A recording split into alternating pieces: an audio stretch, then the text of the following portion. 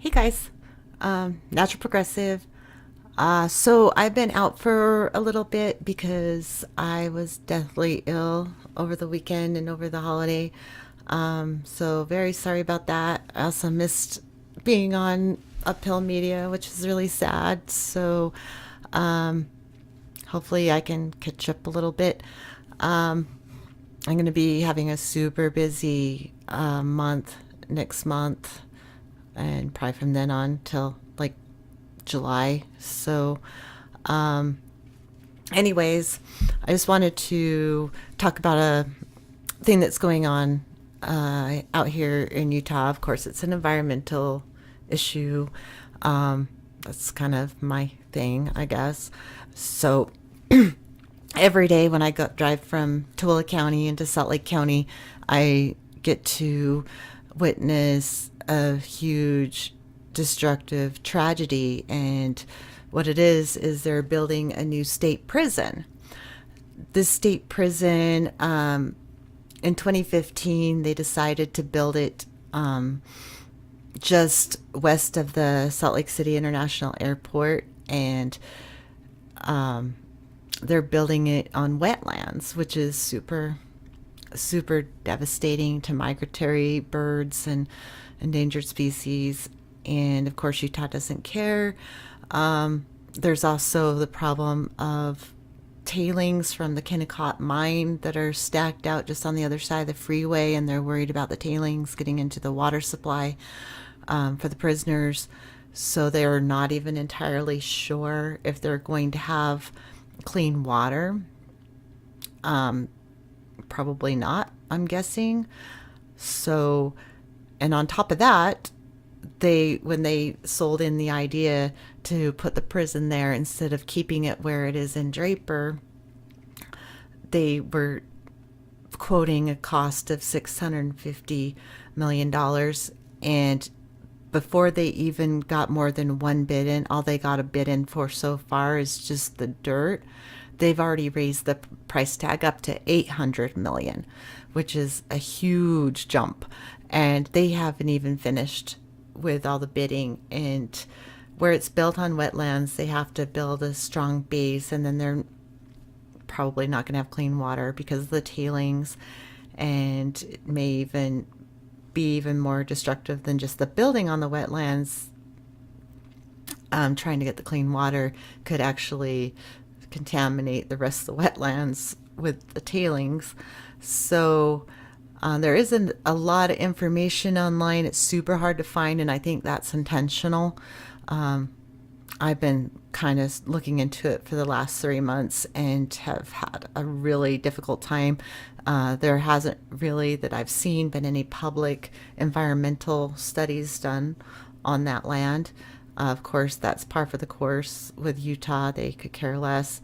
Um, but it's just really disgusting, and I think people need to know about it and maybe raise their hands up or talk to the legislatures. It's probably not too late to stop it. I mean, they do have a big pile of dirt there so far, but they should really just rebuild the old prison instead of trying to tear it down so they can build fancy houses there, because the prison is in Utah County, which is getting to be kind of an uppity community, and so they don't want to degrade the community with a prison, and they want to build more fancy houses that they could get a bigger buck, probably paying off, the politicians and the contractors and all that. They're all going to make a pretty penny. So anyway, I wanted to talk about that, and also the medical marijuana. Since my last video I did on the medical marijuana, there was a really nice gal that commented and let me know that they did go into some kind of a conference and come out with the ability to, with the ability for nurses and physician assistants to be able to prescribe it.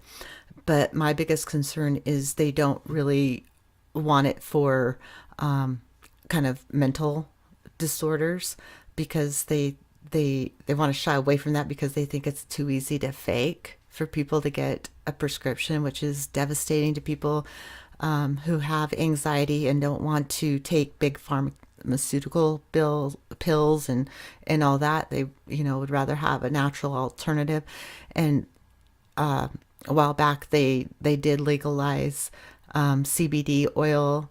You could get prescriptions for it, but again, not for anxiety, depression, any of those mental disorders. None of those were eligible. So I think they just want to keep people on those big pharma drugs and and have all the high overdoses. We have a huge high overdose rate on opioids here, like giant. And if people could just grow their own, they wouldn't be on the opioids. They wouldn't go to a doctor to get prescription opioids if they could just grow their own plant. It would just make so much sense and it would save a lot of lives. But no, the church thinks it's better to have prescriptions for opioids or whatever chemical that they want to stuff down you next. And when medicinal marijuana would solve so many problems. So anyway, that's about all I have to say for now. I'm just getting over being sick, so